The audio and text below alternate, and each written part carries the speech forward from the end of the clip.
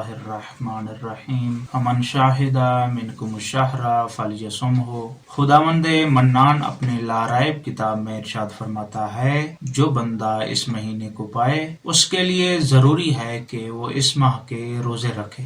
لفظ رمضان رمضان سے لیا گیا ہے جس کے معنی شدت، حرارت اور جلانے کے ہیں۔ چون ماہ رمضان المبارک میں انسان کے گناہ معاف کر دیے جاتے ہیں اس لیے اس ماہ کو رمضان المبارک کہا جاتا ہے۔ رسول خدا صلی اللہ علیہ وآلہ وسلم ارشاد فرماتے ہیں رجب خدا کا مہینہ ہے، شعبان میرا مہینہ ہے، رمضان المبارک میری امت کا مہینہ ہے۔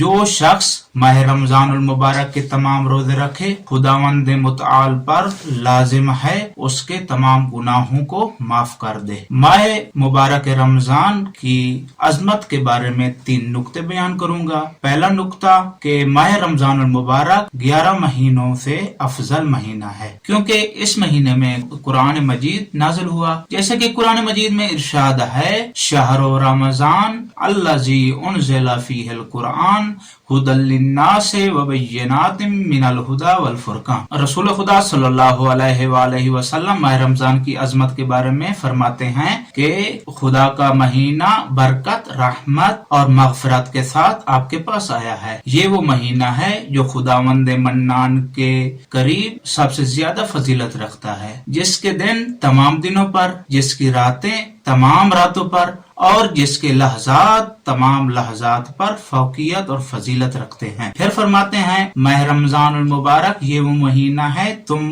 خداوند متعال کے مہمان ہو اور اس کا لطف تمہارے شامل حال ہے۔ رسول خدا صلی اللہ علیہ وآلہ وسلم پھر فرماتے ہیں اس مہینے میں روزے دار کا سانس لینا تسبیح ہے اور سونا عبادت ہے اور اس میں تمہارے اعمال مقبول ہیں، تمہاری دعائیں مستجاب ہیں۔ اور دوسرا نقطہ ماہ رمضان المبارک میں تمام آسمانی کتب نازل کی گئی ہیں، تورات، انجیل، زبور اور قرآن مجید اور صحیفے۔ امام جعفر صادق علیہ السلام فرماتے ہیں ماہ رمضان المبارک میں قرآن مجید بیت المعمور پر نازل ہوا، پھر 23 سال کی دوران میں حضرت رسول خدا صلی اللہ علیہ وآلہ وسلم پر نازل ہوا۔ امام جعفر صادق علیہ السلام فرماتے ہیں رسول خدا صلی اللہ علیہ وآلہ وسلم نے فرمایا یکم ماہ رمضان کو صحیفہ ابراہیم نازل ہوئے، شب 6 ماہ رمضان کو تورات اور شب 13 ماہ رمضان کو انجیل اور شب 18 ماہ رمضان کو زبور